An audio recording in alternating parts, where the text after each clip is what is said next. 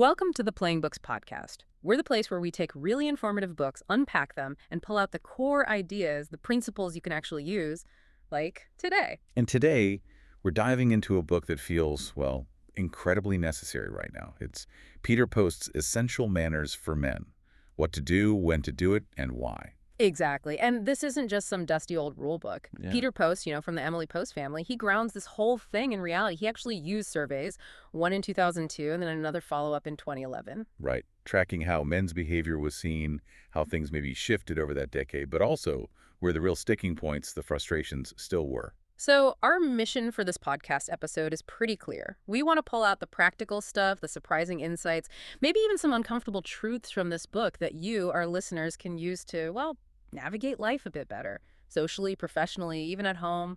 And what's fascinating right off the bat is this kind of split he found, the big picture stuff. Men generally got it, like the importance of good manners, treating women with respect. Those values held strong in the surveys over time. Philosophically, they knew what was important. But there's always a but, isn't there? The philosophy is one thing, the day-to-day is another. Exactly. That's where it gets tricky. While the big principles were agreed upon, it was the small things, the everyday habits, the stuff that causes that constant low-level friction. Think the eternal toilet seat debate. Oh, don't even start.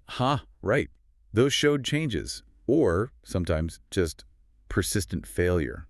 And it's those little failures, piling up day after day, that can really strain relationships. Okay, so let's build this from the ground up. The Foundation Post uses, is that word, etiquette, the E word. I think for a lot of guys, that word just conjures up, stiff suits, weird forks, rules that feel totally outdated. Why does Post argue it's actually more critical now? Because he totally flips the script on what etiquette is. He says, look, forget the stuffy exclusionary rules. That's not the point. True etiquette, modern etiquette, is built on just three simple core principles. Okay, what are they? Consideration, respect, and honesty. CRH. That's it. If you run basically every interaction, every decision through those three filters, are you being considerate? Are you showing respect? Are you being honest? CRH, consideration, respect, honesty. Yeah. Then manners just become the way you show those values. They're the visible proof that you actually respect the people around you. It's not about arbitrary rules. It's about demonstrating those core principles. That actually makes a lot of sense. It reframes things completely. Like, take the classic example, holding a door open. Exactly. If you're just doing it because you think, oh, that's the rule, gentlemen hold doors, it can feel kind of empty, maybe even a bit condescending, depending on the context. Right, like you're ticking a box. Precisely. Yeah. But if you hold the door because you're being considerate, maybe you want to make the person feel a little bit special. Or maybe it's just a simple kindness, slowing down for another human being for 2 seconds. That intention, that spirit of consideration, people feel that. It's genuine. Yeah. Without that consideration, it's just, going through the motions. Okay, so you put in the effort, you internalize CRH, consideration, respect, honesty. What's the big payoff? The book mentions something beyond just, people liking you more. Yeah, the ultimate reward he talks about is confidence. Real, deep self-assurance. Think about it. You walk into an unfamiliar situation. Maybe it's a fancy work dinner with tricky silverware. Maybe you bump into someone famous. Maybe you're dealing with a tense negotiation. Yeah. What often happens? Freeze. Panic slightly. Make a fool of myself. Right. You either freeze up because you don't know the rules, or you just barrel ahead and do the wrong thing, leading to embarrassment or, worse, damaging a relationship or opportunity. But if you've internalized these principles, if you know the generally accepted, graceful way to handle things, you don't freeze. You have the confidence to deal with it effectively. You can navigate those tricky moments smoothly on your own instead of feeling lost or making a mess. That's huge. All right, we've got the foundation, consideration, respect, honesty, CRH. Let's shift now to where Post surveys showed things often go sideways, the home front. This is where those daily little annoyances can really build up and erode things, right? Oh, definitely. The feedback from women in the surveys was really consistent here. He pinpointed 3 main categories of everyday male behavior at home that were, let's say, major sources of friction. Okay, hit me with number 1. Bad habits. This is the stuff that guys sometimes do, maybe without even realizing it, that other people just find. Well, the book uses the phrase, just plain gross. Uh-oh. Okay, like what? Does he list specific things? We need details. He does. And it's about becoming conscious of these things. The surveys flag stuff like inappropriate scratching or adjusting yourself in front of others, nose picking, yeah, even in private if you're not careful afterwards, bad breath, or just neglecting dental hygiene, Oof. Okay. unkempt fingernails, or worse, clipping them in shared spaces like the living room sofa. No, please tell me people don't actually do that. Apparently, yes. Also, sloppy dressing, even just around the house, signaling you don't care, tracking dirt in with shoes, Yeah. and probably the classic, leaving wet towels crumpled up on the floor or, heaven forbid, on the bed. Right, the wet towel monster. Exactly.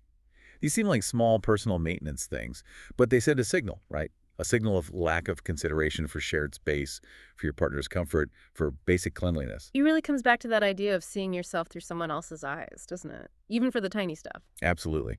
That wet towel isn't just a wet towel to your partner. It represents a lack of thought, a disregard for the effort they might put into keeping the place nice. Okay, so bad habits is number one. What's the second major area Post identified? Making a mess and not helping to clean up. Mm-hmm. This goes beyond just personal habits into like spatial awareness and how chores get divided or not divided, Ah, the chore wars. pretty much. And this is where Post gets quite personal in the book. He owns up to his own failings here. He talks about, not making the bed, leaving his wife to clean up dishes even after he just made himself a snack, not her. Hmm. And he has this really striking moment where he realizes he literally cannot remember the last time he bought his wife flowers. He notes she often just buys them for herself at the grocery store. Wow. That hits home. It Yeah. shows a real blind spot about the ongoing effort needed to keep a shared life pleasant. It's about relationship equity and the often invisible labor involved in just maintaining a home. Okay, and the third category. This one sounds like it might be the most damaging emotionally. Acting superior, or what he labels malocimum. Yeah, this one cuts deep because it's directly about respect, or the lack thereof. It's about condescension, about acting like you're automatically in charge, or maybe worse, just not listening to your partner's ideas or perspectives, assuming yours are inherently better. Ouch. The man knows best attitude. Exactly. And the quotes he pulls from the surveys are just brutal in their simplicity. Things like, if it's not important to them, men, then it's not important, period. Or they have to be right, even if they're wrong. Wow. That just completely dismisses the other person. It crushes their sense of value in the relationship. Totally. It invalidates them. It's a profound lack of respect. Now, I can almost hear some listeners thinking, hang on, I don't mean to be condescending. I'm just trying to be efficient, solve the problem, get things done. Why does that intention, even if it's good, often land so poorly and come across as this me-ism? Because the goal of the interaction, especially in a partnership, isn't just efficiency. It's also about collaboration, validation, making the other person feel heard and valued. When you jump straight to your solution without genuinely considering hers or acknowledging her input first. You're basically saying your way is better, your thinking is superior. Exactly. Even if you don't mean it that way, that's the message received. It becomes a failure of both consideration, because you're not thinking about her feelings, and respect, because you're not valuing her intelligence or perspective. True etiquette, following CRH, means you listen first, you acknowledge the idea, then you can maybe gently suggest an alternative if you still think it's better. But the listening part is key. Post uses a great story to illustrate this kind of self-awareness breakthrough. He calls it the muddy boots metaphor. Can you unpack that one? Yeah, it's a fantastic, very relatable story. He talks about living in Vermont. Mud season's a real thing there. The house rule was simple: wipe your feet. And he thought he was doing it. Okay. Seems straightforward. Right.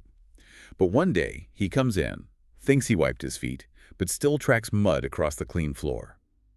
He sees his wife look at the muddy trail he just made, and suddenly it clicks. The light bulb goes on. What clicked? He realized the real point wasn't just the act of wiping his feet. It was understanding the impact of failing to wipe his feet properly. His wife had already cleaned that floor. His carelessness meant she now had to do it again. Ah. So the etiquette fail wasn't breaking the rule. It was ignoring the consequence of his action on the person who had put in the effort. Precisely. The muddy boots become this metaphor for everything else. It's about developing that man-in-the-mirror perspective, constantly being aware of how your actions, even small impulsive ones, affect the people around you, especially your partner. When he then went and cleaned up the mud himself. He wasn't just cleaning a floor. Exactly. He was showing respect for her time, her effort, her labor. He was taking responsibility for his mess. That's a powerful realization, and it leads right into maybe the biggest battleground in household management. The division of labor. You mentioned the chore wars. Post talks about how guys often feel like, hey, I mowed the lawn, I did my bit. Yes, the 50% contribution fallacy, he calls it. Men often take credit for the big, visible, maybe weekly or seasonal chores, mowing, taking out the trash, maybe grilling, and they think, okay, check, my 50% is done. But that ignores pretty much everything else. It ignores the vast, ongoing, often invisible list of tasks required to actually run a household. The mental load, the planning, the daily grind. What kind of chores did the book specifically highlight that need to be shared more consistently to bust that fallacy? Right, the list is long because running a home is complex. It's things like laundry washing, drying, folding, putting away, ironing, cooking meals regularly, not just weekend barbecues, making beds daily, general house tidiness, the constant low-level pickup, grocery shopping, which includes planning meals and properly putting the groceries away, not just dumping them on the counter. Oh, the putting away properly is key. Isn't it just? Paying bills, managing finances, scheduling appointments, dealing with repairs, mowing the lawn is great, but it's often seasonal. These other tasks are relentless. They happen day in, day out, week after week. So contribution needs to be genuinely equitable across the whole scope of household management, considering the actual time and mental energy involved. It's not just about tasks either. Post points out something else men often drop the ball on. Actually initiating dates or planning meaningful time together. This seems like relationship 101. You'd think so, but the surveys apparently got tons of comments about this. Men just not taking the initiative. If the woman always has to plan the date night, even if he enjoys it, it still feels like another chore on her list. Right, the mental load again. Exactly. Post shares his own example, maybe a bit over the top, but it makes the point. He planned this whole weekend trip for his wife, got cheap flights, booked Broadway tickets, arranged dinner, even a limo. Okay, Mr. Big Shot, but what was the point of all that effort? The key takeaway, he says, was that his wife's only job for that entire weekend was to be there and enjoy. He handled everything. That level of planning, of initiation, showed immense consideration and respect. It took the entire burden off her shoulders and made her feel genuinely cherished, not just like she was managing another project. So maybe not a limo every weekend, but the principle is taking initiative. Yes, plan something, anything. A dinner out, a picnic, even just a walk where you've thought about the route. Take the lead sometimes. For the day-to-day chores, he suggests tackling them together, like weeding the garden or, cleaning the fridge. Yeah. He admits that fridge cleaning can sometimes take a whole morning at their place. Yeah, the dreaded fridge clean out. But the idea is teamwork. Make it a shared task, not one person getting stuck with a gross job. And crucially, plan something fun for after. The reward system. Exactly. Tackle the chore together, then go out for coffee or watch a movie. It reinforces that you're a team, getting through the less fun stuff together so you can enjoy the good stuff. It builds partnership, not resentment. Speaking of partnership and avoiding resentment, there's one tiny communication habit Post highlights that causes huge friction. The simple "on my way" text, or lack thereof. Oh, this one is so common. He says it was a simple, totally reasonable request from his wife. Just call or text if you're running late. That's it. Seems easy enough. Why is it such a high-stakes issue? Because of the impact on the person waiting. She might be timing dinner perfectly. She might be juggling kids' schedules based on when you said you'd be home. Or, and this is the big one, she might be genuinely worrying that something happened to you, an accident, trouble. When you don't communicate, it's not just inconvenient. It feels deeply inconsiderate. Like you don't care about her time or her peace of mind. And Post admits he blew this one repeatedly. Oh, yeah. He says he failed to make that call a few thousand times, leaving his wife waiting, wondering, worrying. Wow. Thousands? And the irony is, cell phones should make this easier, but sometimes they make it worse.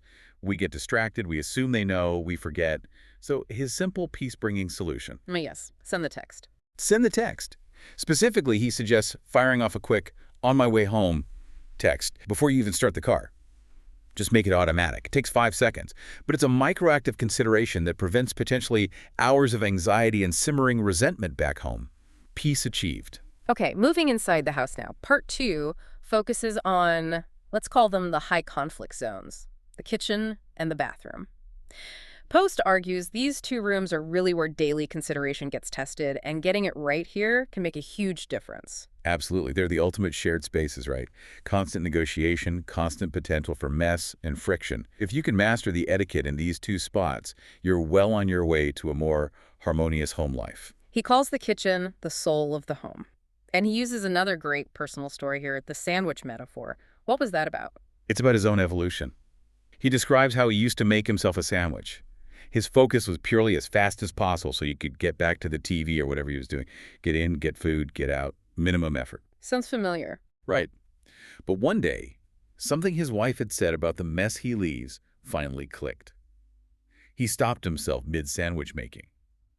And before he sat down to eat, he consciously put everything away, the mayo, the mustard, the knife, wiped the counter, put the plate in the dishwasher. Ah, the cleanup before consumption. Revolutionary. It was a revelation for him. He realized the kitchen isn't just his personal refueling station. It's a shared cooperative space that requires ongoing maintenance from everyone who uses it. It's not just about making your sandwich. It's about leaving the space ready and pleasant for the next person. And this ties directly back to that CRH framework, specifically honesty with what he calls the etiquette imperative of keeping promises. Yes, this is fundamental. If you say you'll do something, especially around chores, you absolutely must follow through. If you promise, yeah, I'll clean the dishes after the game, then you clean the dishes after the game. Even if you're tired or just forget. Especially then. Because every time you forget or push it off, you're setting a precedent. You're showing that your word isn't reliable, even for small things. And that chips away at trust, which is the bedrock of any relationship. Your word has to be good, whether it's about a multi-million-dollar deal or a pile of dirty plates. Honesty in action.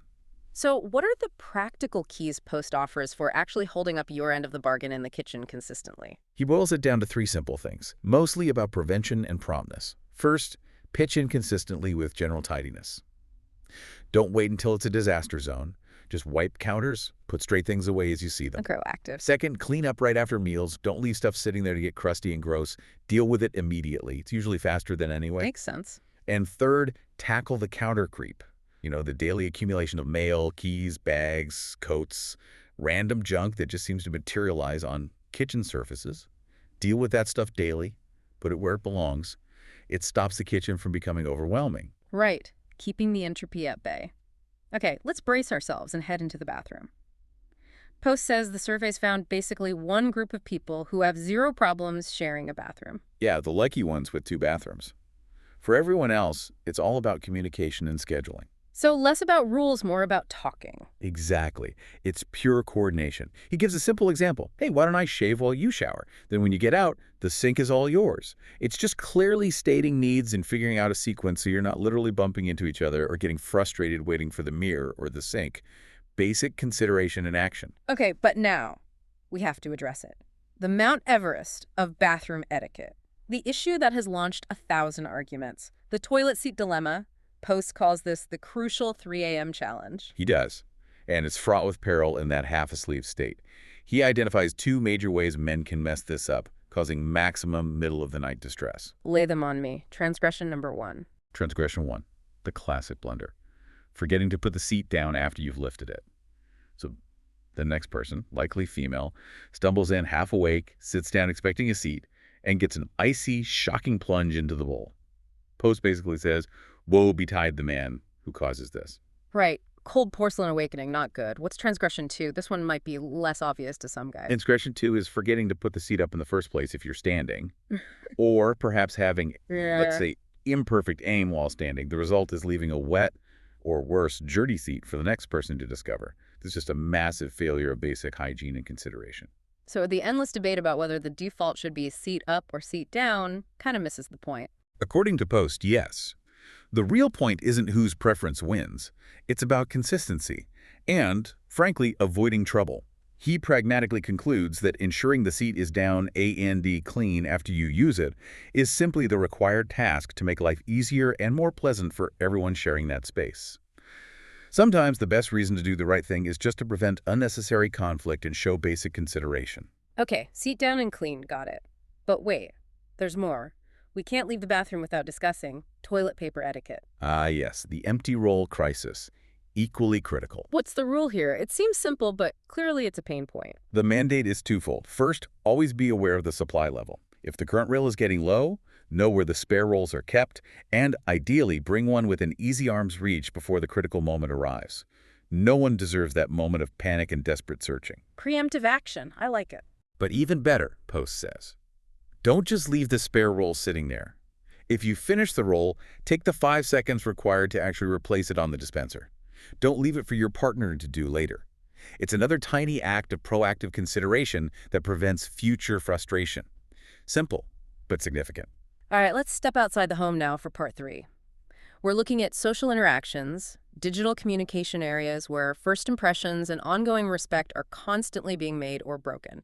Starting with the absolute basics, meeting and greeting. Post uses a great example involving Pat Sajak. Yeah, it's a vivid illustration of what happens when basic social scripts get violated.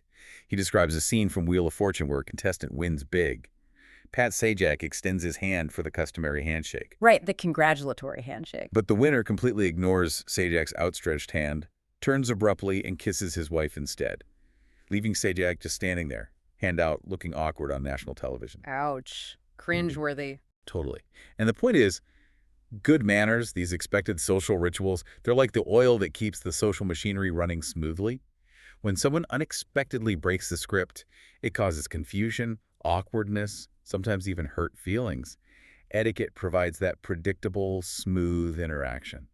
So to avoid being the awkward contestant, Post breaks down a good greeting into 4 simple steps. What's step 1 and why is it non-negotiable? Step 1 is stand up. This is huge. Whenever you're being introduced to someone or someone approaches you to talk, you stand up. Doesn't matter your gender, doesn't matter their gender, stand up. Why is standing so important? Because it immediately puts you on an equal level, eye to eye. Staying seated while someone else is standing can signal disinterest, or worse, a kind of superiority, like you can't be bothered to rise. It sends completely the wrong message right from the start. You're literally making them look down on you. Okay, unless there's a reason, like a cramped space or someone's in a wheelchair. Exactly. You adapt. If you're in a tight booth, you make the effort to lean forward, maybe offer a hand across the table. If meeting someone in a wheelchair, you might lean down slightly or even crouch momentarily to get closer to their eye level. The principle is showing respect by meeting them on their level. Got it. Stand up. What are the other 3 steps for a solid greeting? They follow naturally. Step 2, smile and make eye contact. This shows warmth, openness, that you're genuinely pleased to meet them. Step 3, state your name and repeat theirs. This is crucial for actually remembering the name. Say something like, "Hi Tom, I'm Jerry Smith. It's nice to meet you, Tom." Using their name reinforces it in your brain and shows you were listening. Okay, smile, eye contact, names, and the 4th. Step 4, the handshake. Post is pretty clear. In modern etiquette, pretty much everyone shakes hands with everyone else upon meeting in most social and professional contexts. It's the standard physical confirmation of the greeting. Okay, that seems straightforward enough. But what about that nightmare scenario? You know this person approaching you, maybe with someone else, but their name has completely vanished from your brain. The Aunt Winifred problem, as Post calls it. You're chatting with someone interesting, Carmen, and suddenly your aunt appears expecting an introduction. Panic. Ah, the dreaded blank. We've all been there. The absolute worst thing you can do, Post stresses, is to ignore it or try to fudge it. That just makes the situation incredibly awkward for everyone, especially poor Carmen, who's left hanging. So what's the solution? Bite the bullet. Yes. You have to employ the principle of honesty immediately. Take ownership of the memory lapse. Turn to your aunt, maybe touch her arm gently, and say clearly, "Aunt Winifred, I am so embarrassed your name has just completely escaped me right now." And then turn to Carmen. Okay, confess the failure. Then what? 9 times out of 10, Post says Carmen, cute and interesting, will immediately jump in to rescue you. She'll smile, extend her hand to your aunt, and say, "Hi, I'm Carmen Santabel. It's lovely to meet you." Phew. Saved by Carmen. But your work isn't done yet, right? Absolutely not. That's your cue. First, lock Carmen's name in your brain. Repeat it immediately. "Thank you, Carmen." Then instantly bring her into the conversation with Aunt Winifred. "Carmen, Aunt Winifred just got back from her trip to whatever." You smoothly integrate them, turning your momentary fumble into a demonstration of honesty and social grace. You fix the problem you created. Okay, that's handling the crisis. But how do we prevent the name-forgetting crisis in the first place? Post offers some memory techniques. He does, and they're pretty standard but effective. First is focus. When you are introduced to someone, consciously tune out distractions. Stop thinking about what clever thing you're going to say next. Just listen to their name. Say it back to them. Use it a couple of times in the first few sentences. Really concentrate on locking it in. Focus. Got it. What's the second technique? Imaging. This is about creating a vivid mental picture associated with the name. His example is if you meet someone named Gorgeous. You could picture her literally dropping dead, like in the movie Drop Dead Gorgeous. Okay, maybe something slightly less morbid. Perhaps. If you meet a Bill, picture him with dollar bills sticking out of his pockets. A carpenter. Picture them holding a hammer. The more unusual or active the image, the more likely it is to stick in your memory and be easily recalled later. It creates a stronger neural link. Interesting. Focus and imaging. Okay, shifting from face-to-face to written communication. Post makes a really strong case for something that feels almost archaic today, the handwritten note. Why bother when email is instant and free? Because of its impact. Mhm. His point is stark. An email gets typed, sent, maybe read, and then deleted. Poof, gone from inbox and often from memory pretty quickly. Yeah, true. My inbox is a graveyard. Exactly. But a handwritten note, that arrives in the physical mail. It gets opened, it's tangible. People often place notes on their desk, stick them on the fridge, prop them on a mantelpiece. It gets seen again and again. It lingers. So the core message is, you want to be remembered, not deleted. Precisely. Sending a handwritten note shows a level of effort, personalization, and consideration that digital messages just can't match in certain situations. It truly makes you stand out. What are the key situations where Post says a handwritten note is basically required, where email just doesn't cut it? He highlights a few specific ones. Thank you notes are big, especially for a gift you received when the giver wasn't there. Also, a thank you after you've stayed overnight at someone's home as a guest. Okay, hospitality thanks. Yes. And a thank you note after someone hosts you for a dinner party. Also, notes of congratulations for a graduation, a promotion, a new baby, a major achievement. These moments warrant that extra personal touch. And to actually be able to do this, you need the tools. He talks about stocking a stationery drawer. Yeah, just having the basics on hand so you don't have an excuse. He suggests simple note cards, good for short thank yous, maybe some proper letter sheets for longer, more personal messages, and importantly, calling cards. Calling cards, like from Downton Abbey, are those still a thing? Sort of, but updated. They're basically personal business cards, but without your company info. Just your name, maybe phone and email. It's a classy way to exchange contact info. He adds a smart security tip, though. Maybe leave your home address off the card for general use. You can always write it on the back if you're giving it to a close friend. Good tip. Okay, let's tackle the digital world head-on. Cell phone cluelessness. The survey stats here are kind of shocking. 89% of people see rude cell phone behavior all the time. But only 8% admit to doing it themselves. That gap is huge. We're all pointing fingers, but nobody thinks they're the problem. It's incredible, isn't it? A massive blind spot in self-awareness. We see others failing at consideration constantly, but we're oblivious to our own intrusions. The core etiquette failure here is forcing your private conversations or activities onto unwilling public participants.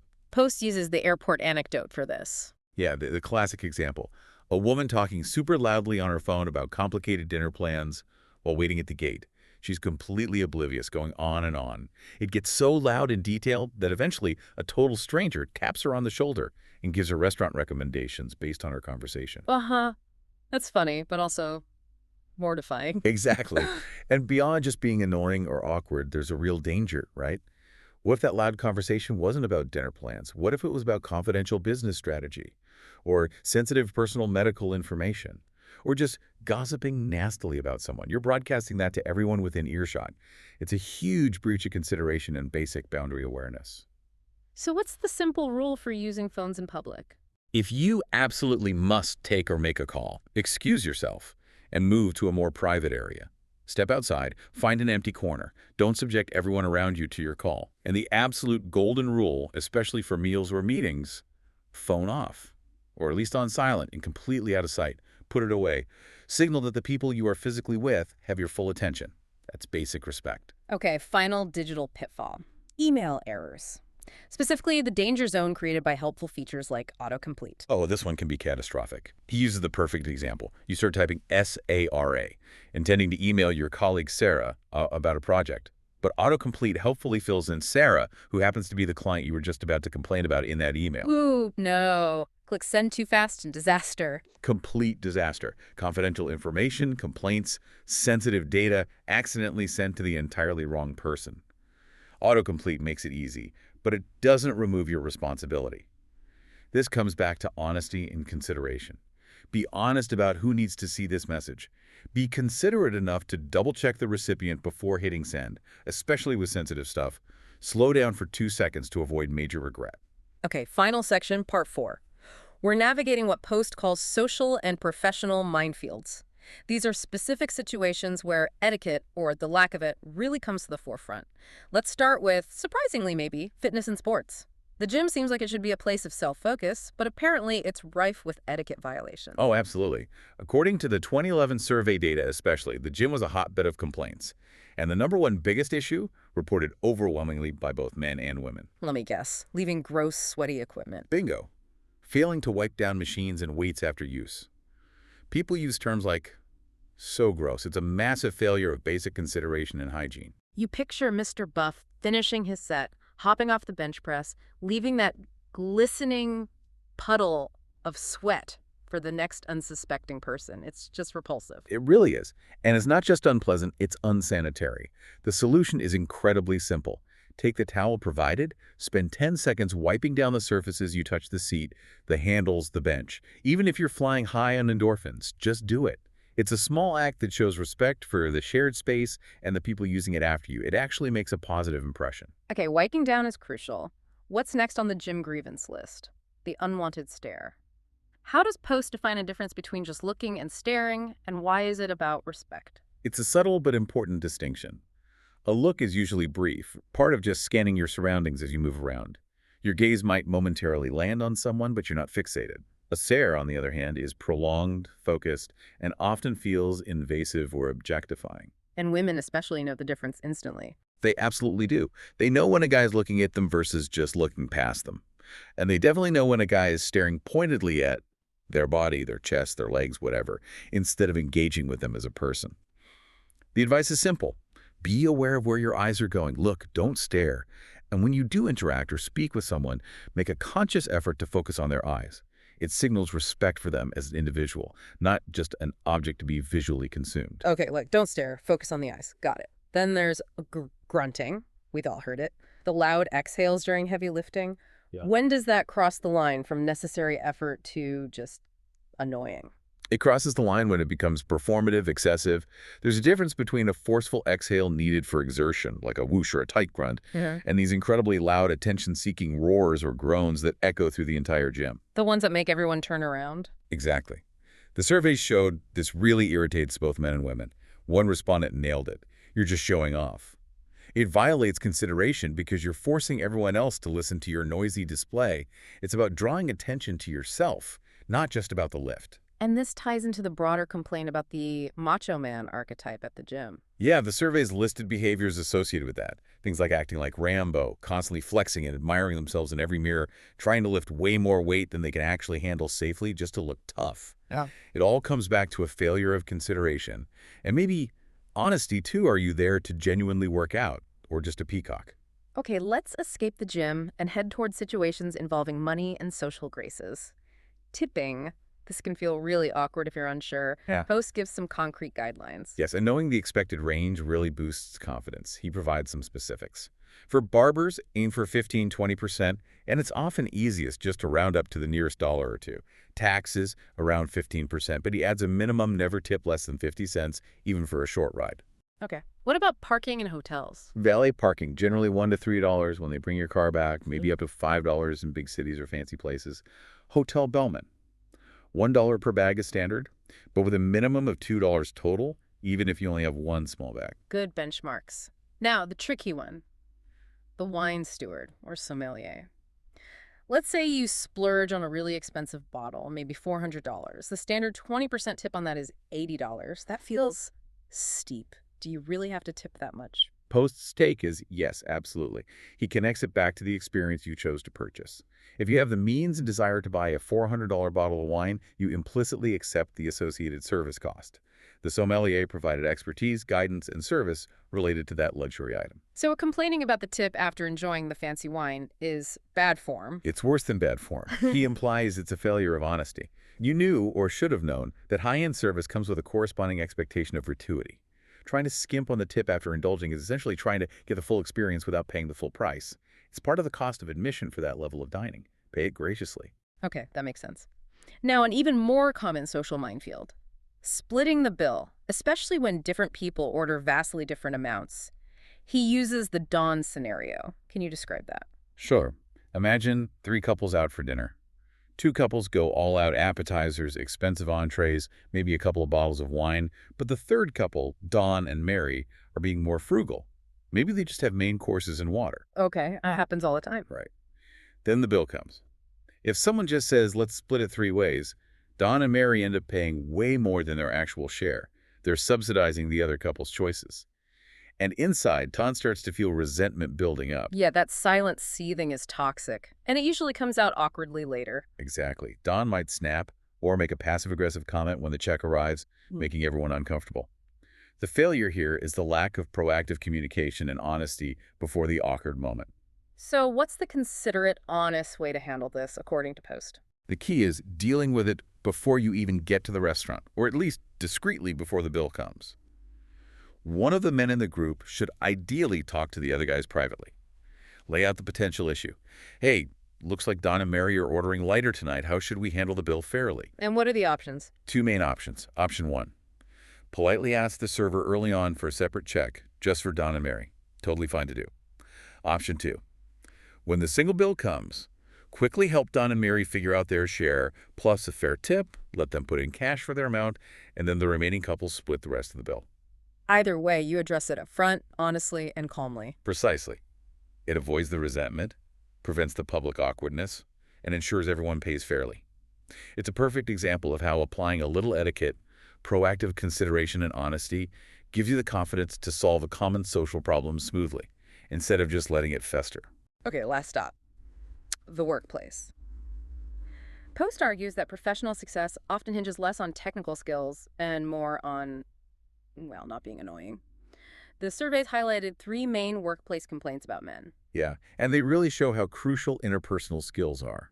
Technical ability gets you in the door, but how you treat people keeps you there or helps you advance. The top 3 issues were: first, treating women colleagues as second-class citizens or, worse, as sex objects. Still a major issue, unfortunately. Depressingly so. Second, having a generally superior or demeaning attitude towards colleagues, regardless of gender. The mivism we talked about at home, but now in the office. And third, just a lack of basic general manners. And the examples here are kind of horrifying. Oh no, like what? Worse than wet towels. Potentially. Post mentions things reported like men clipping their toenails at their desks. And no, seriously. Seriously. Loud, gossipy conversations that everyone in the cubicle farm has to listen to. Even ongoing debates about the unisex toilet seat situation happening inside the shared office bathroom. Toenail clipping at your desk is. That's a level of inconsideration that's hard to fathom. It's assuming your personal grooming needs trump everyone else's work environment. It's a total lack of awareness that you're in a shared professional space. Peter Post talks about his own ad agency days. He had 3 core rules for his employees. 2 were about the work itself, but the third was what he called the people rule. And that rule was? Simply, you must be able to get along with the other people in the office, period. If you couldn't, no matter how brilliant you were technically, you were out. His point is that in today's world, most people hired for skilled jobs are technically competent. The real differentiator becomes your ability to collaborate, communicate respectfully, show consideration, basically, your workplace etiquette. That's what makes you valuable long-term. He also gives some very specific warnings about interacting with female colleagues to maintain respect and avoid crossing boundaries. What are the key what not to do examples? 2 big ones. First, avoid unnecessary physical touching. He gives the example of Tom trying to be encouraging, squeezes Jane's arm as they pass in the hall. Maybe Tom means well, but Jane feels it's overly familiar, maybe even a bit inappropriate or suggestive. So the rule is? Stick to handshakes for greetings or congratulations. Keep your hands to yourself otherwise. It's the safest, most respectful default. Second, absolutely avoid using terms of endearment. No honey, no sweetie, no dear. Even if it's meant affectionately. Doesn't matter how it's meant, it often lands as condescending or overly familiarizing in a professional context. Post quotes Jane's internal thought. I'm not your sweetie. I'm Jane, Jane. Use her name, just like you'd use a male colleague's name. It's a basic professional respect. Anything else diminishes her standing. Wow. We have covered a ton of ground, from muddy boots to toenail clippings to wine tips. This book, Essential Manners for Men, is clearly packed with practical stuff. If you had to boil it all down, what's the single unifying message? It always comes back to those 3 pillars: consideration, respect, and honesty. CRH. Etiquette isn't some extra burden. It's simply the how. It's the practical application of those principles in everyday life. Whether you're figuring out who cleans the kitchen, how to greet someone confidently, how to handle a tricky tipping situation, or how to communicate professionally. Applying CRH is what leads to successful interactions and relationships. And the big personal payoff is? Confidence. That deep-seated confidence that comes from knowing you know how to handle yourself appropriately and respectfully in pretty much any situation life throws at you. It's freedom from social anxiety and awkwardness. Post ends with a really interesting challenge, using an analogy about a dirty tennis court. The question is, why should you bother cleaning up the tennis court if someone else left the mess? Why be considerate if others aren't? It's a fantastic question. And his answer is quite profound, really. He argues we do the right thing. We clean the court, we hold the door, we wipe down the gym machine, not because we expect something back, not because the other person deserves it, but because we believe it's the right way to act. We lead by example. So it's about personal integrity. Exactly. Nothing changes. None of the bad habits or lack of respect will improve unless someone decides to start the ball rolling. You choose to act with consideration, respect, and honesty because those are your values, regardless of what others are doing. You do it because of its inherent worth. That's a powerful challenge for you, the listener, to take away from this episode. Think about the impact of just one genuinely thoughtful action that you initiate. Maybe it is writing that handwritten thank you note Post talked about. Maybe it's planning that date night where your partner just has to show up. How does that compare to, say, hitting all your targets at work but being known as difficult to deal with? Which action truly builds the lasting trust, the deep respect, the strong relationships that matter most in the long run? That's the essential power of getting these manners right. It's about building a better life, not just following rules. Absolutely. And if these ideas resonate with you, we highly encourage you to grab a copy of Peter Post's book, Essential Manners for Men: What to Do, When to Do It, and Why. There's so much more detail and nuance in there. Definitely check it out. And maybe even engage with the author or the Emily Post Institute online. If you have thoughts or questions, let these ideas really enhance how you move through the world. We hope this podcast episode has given you some really practical tools and maybe a new perspective on everyday interactions. Thanks so much for tuning in to the Playing Books podcast. Please do follow us, subscribe wherever you get your podcasts, and if you found this valuable, share it with someone else who might benefit. We'll catch you on the next episode.